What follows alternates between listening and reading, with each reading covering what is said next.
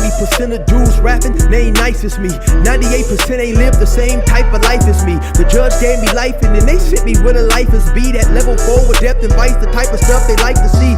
Two choices, fight or flee. I refuse to die a chump. I never been a mark, but damn, it's scary when that riot jump. I seen dudes cry, get pumped, and some sexually brutalized. Knew a dude who lost his life and he was only doing 5 year-long racial fights when homie all you do is ride. Lonely days and nights up in a hole causing suicide. From the moment you arrive, you see the Mexican mafia, AB skinheads with big giant swastikas, pro-black philosophers, the BGF, the Kumi, and Muslims who will murk you from the nation to the Sunni. That MS was loony, quick to ride up on they rival. Even Christians went to church, hide knives up in a Bible. Political and tribal, the Crips and Damus, the Long Beach, the Hubs and the Dubs and the Grooves, the IE, the Bakersfield, the Dago Pyrus, the Hustlers quick to roll, the gangsters don't move. Whatever click you choose, you better say what's cracking, YouTube. It's your boy 16 to life, and I'm back like I'm on a parole violation. Yard down. Now, for those of y'all that's new to my page, 1994, I got arrested. I was eventually sentenced to 16 years plus life, and I served 24 years straight in the California prison system. During those times, I accumulated some good stories. I'm going to share one with y'all today. If you like the video, be sure to hit that like button, comment, and subscribe. Most importantly, hit that notification bell. That way, anytime I drop a story, you will be notified ASAP, and you can hop on it whenever you're ready. Yeah, that's me rapping right there on the intro. If you want to hear more of my music, be sure to go to my YouTube playlist. Scroll down to gas stations. You will find more of my music there. Also, as well as some more of my stories organized into certain categories for those who like to binge watch and catch up on what you might have missed. Anyway, let's hop right up into this story. This story takes place somewhere around 2012 at a prison by the name of North Kern. Now, originally, I was moved from a prison by the name of California Men's Colony East Yard, along with a bunch of other prisoners, to North Kern. The reason for the move was North Kern originally was a prison that was called a reception center. What a reception center is, once you get sentenced to your time in the county jail, you leave, you catch the bus, they send you to a reception center.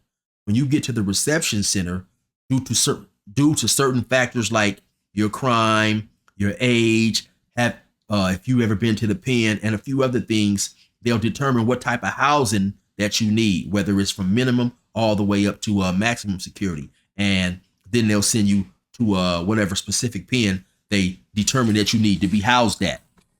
So this particular pen, North Kern, was a reception center. At some point, I guess, California Department of Corrections decided that they was going to turn this prison into a general population prison, a main line, and open it up. And so they needed bodies to fill these yards. So they was moving people for probably about 3 or 4 months, sending several bus loads down there.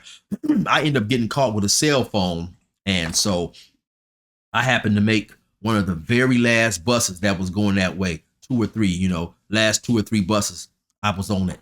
So when I get there, it's a gang of faces that I know from the other prison. There was so many people there. We was jokingly calling that CMC North. There was a lot of people there, but the vibe had changed. CMC at times can be an extremely laid back prison, but this place, it was on and cracking, a lot of fights, jockeying for position, stuff like that. North Kern was a level 3 prison, if I didn't happen to mention that before. So once I get down there, I eventually get housed. I got a couple homies down there that I grew up with as well. And so I moved to that building to hang out with them, my homie Roscoe and the homie Deer Hunter. And so now when I'm up in the building, I see this other dude, and I'm gonna just call him for the purposes of this story, Jay.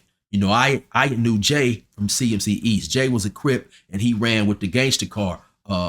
Jay was cool, man. Jay probably was about 5'8", maybe about 185, kind of stocky, cool dude, man. So Jay, that was my partner. So we got to chopping it up, talking, and he went on to tell me how a couple of weeks ago he had got knocked out on the yard. So he ran this down to me. So what happened is he had got into it with 2 dudes that ran with his car, the gangster car, even though they happened to be from different neighborhoods on the street. So he originally got into an argument with an older dude. The dude was probably in his mid to early 50s. And so him and this dude is having a verbal altercation.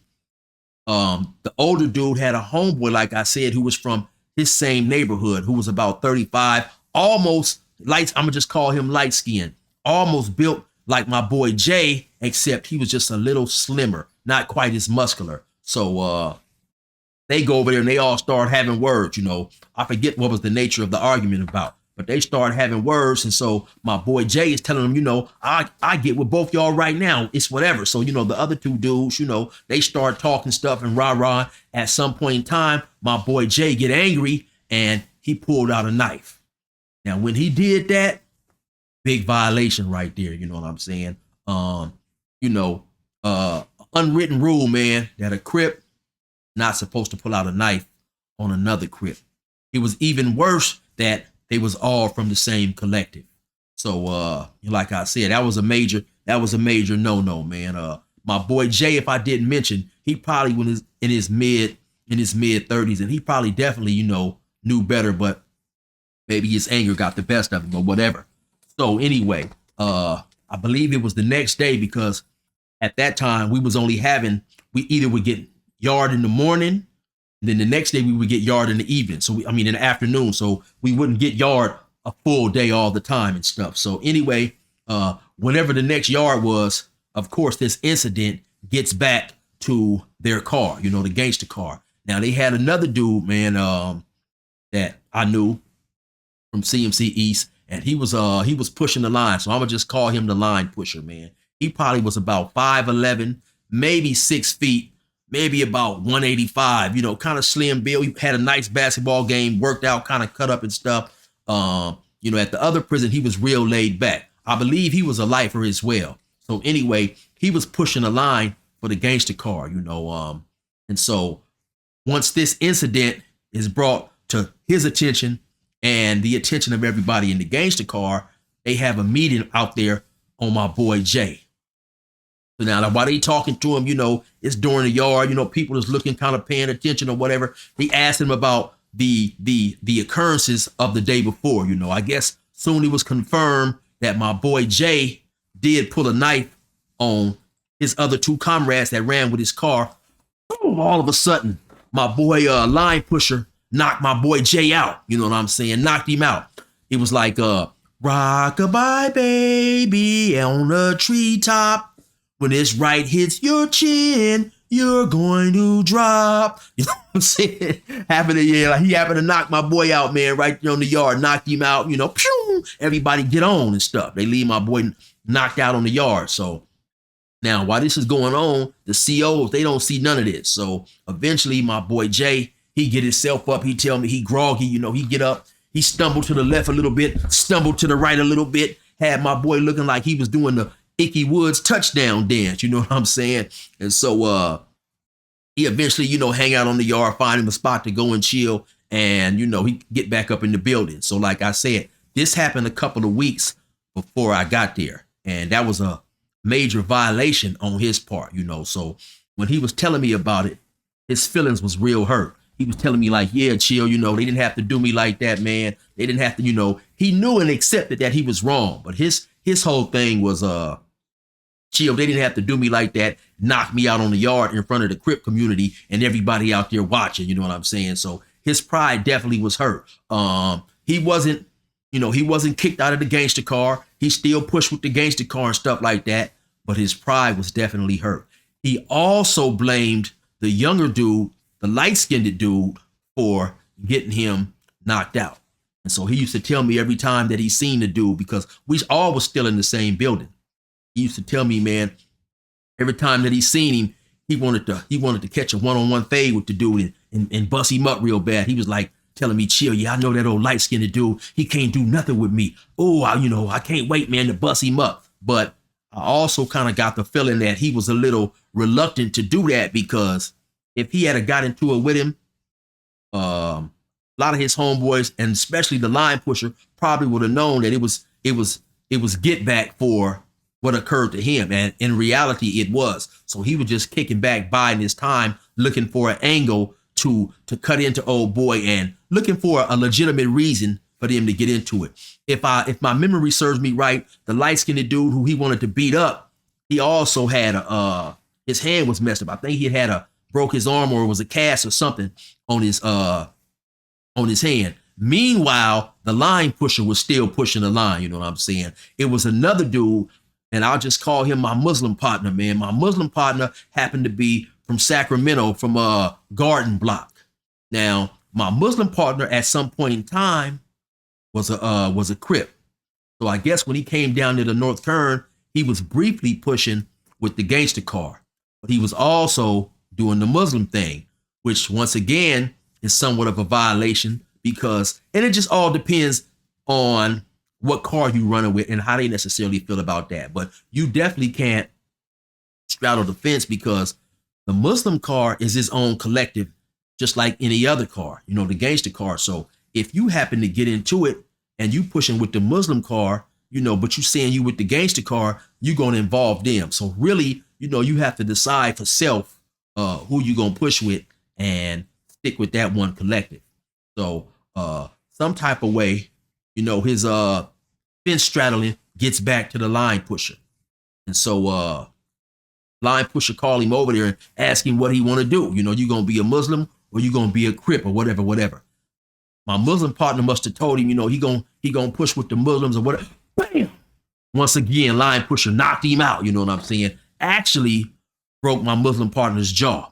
Now, that was the second time that my Muslim partner had his jaw broken. When I was at CMC, I worked in the hospital. The Muslim dude, he was up there. He was on another yard, but somebody had also broke his jaw. He had got into a fight, and my Muslim partner was maybe about 5'7", maybe about 150. Real cool dude, probably about 23, 24. Real cool dude, man. And you know, obviously though, he had a glass chin and poor eyesight, because he couldn't stop ducking that right. You know what I'm saying? He couldn't see how to get out of the way of that right hand when it was coming. You know what I'm saying? So, but like I say, the line pusher, he was pushing the line. Matter of fact, it reminds me also, I had went to the back to the, basically like the infirmary, whatever they call it. I forget the exact name, but it was like the doctor's office on the prison grounds. It happened to be me.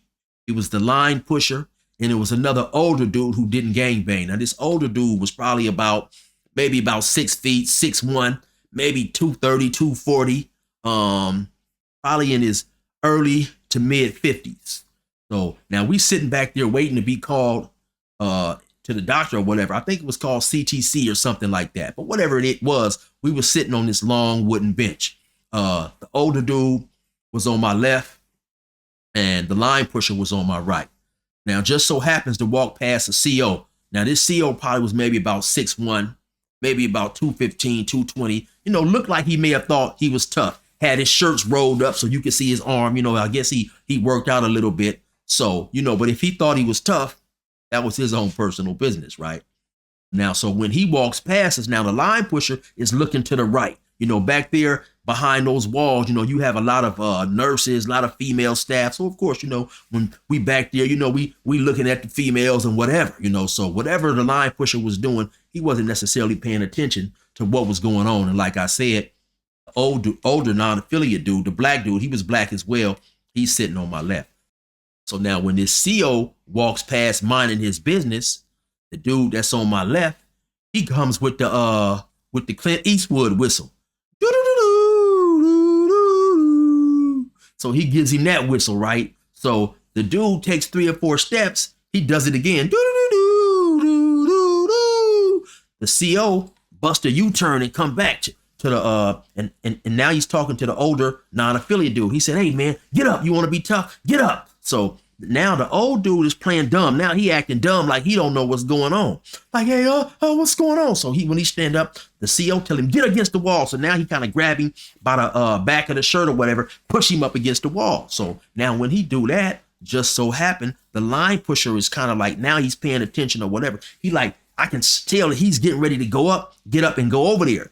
And so I tap him on the leg and tell him, kick back, homie, kick back. I'll tell you what's going on in a minute, you know, because obviously the line pusher had been laced and taught to do time by some real live OGs or whatever. And so a lot of times when I first came to prison, well, not a lot of times, all the time, if you had a CRIP walking or doing whatever, and the guards would tell him to get up against the wall to search him, harass him or whatever, all the Crips would stop and make sure that dude was okay. And so now the older dude who the CO has got up on the wall, he's playing dumb. You know, the CO was basically telling him, hey man, you need to learn how to mind your business. If you want to be tough, you know, you can be tough and whatever, basically inviting him to turn around and do something. So he don't do nothing. He plays dumb and stupid. And then eventually, you know, the CO telling him, you know, let me see your ID so he can see who he is, talk a little more stuff to him, give him his ID back, telling him basically to mind his business, you know.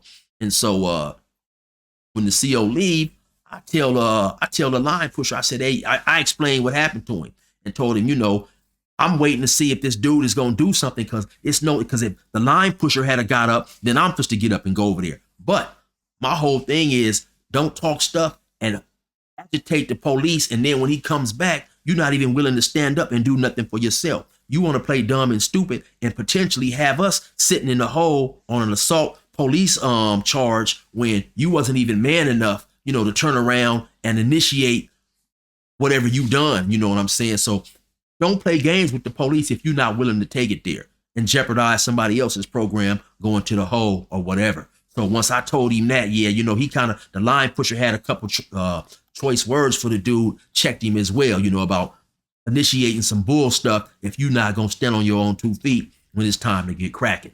And so, but like I say, the line pusher definitely was with the business. So now time is going on. My boy Jay, we still in the same building. Every now and then when he see the light-skinned dude walk past, he'll tell me, you know, yeah, chill, man, I can't wait to get this dude, man. Oh, man, I would love to bust this dude up. But like I said, he's reluctant to try to press an issue with this dude because he doesn't want any type of retribution from his car and especially the line pusher, right? So we just happened to be in the building chilling one day, right? All of a sudden, my boy Jay, he come to me and said, yeah, chill, I'm about to whoop him right now.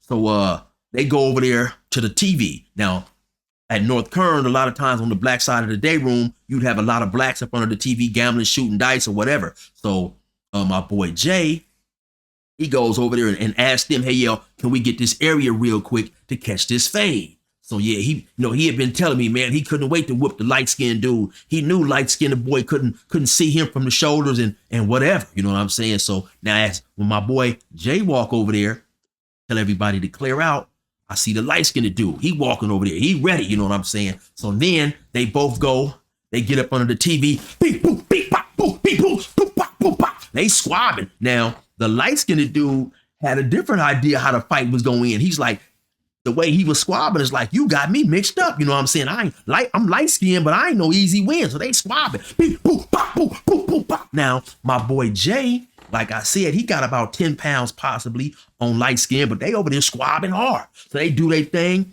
They separate for a few minutes, you know.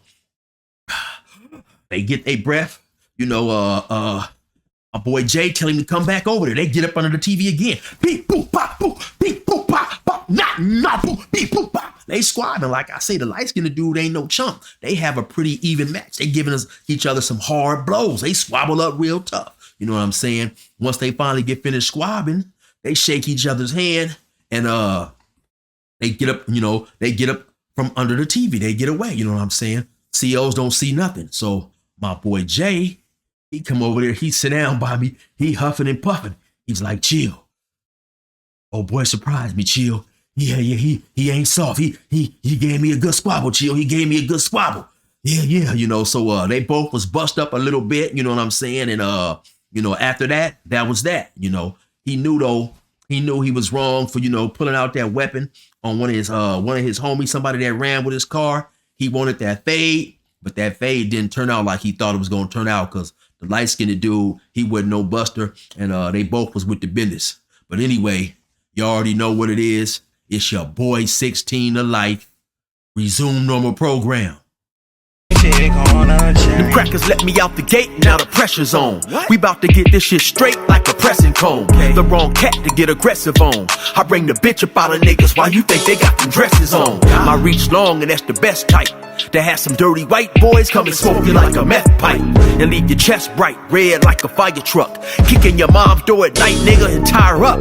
I'm wild as fuck and I'm respected by the new youth. I put this pistol in their ear like a Bluetooth. I blow their brains on they new coupe. And have red everywhere just like a function full of soup whoops. Tell your troops I deal with beef like a butcher. My 4-5 pump more guys than Ashton Kutcher. Line pusher, quick to bury your clown. Nigga, I stayed in the park like the merry-go-round. Get it? The game greasy, bitch, the game need me. Oh, you niggas don't know my name. The game greasy, bitch, the game need me. I'm out here doing my thing. The game greasy, bitch, the game need me. I swerve in my own lane. The game greasy, bitch, the game.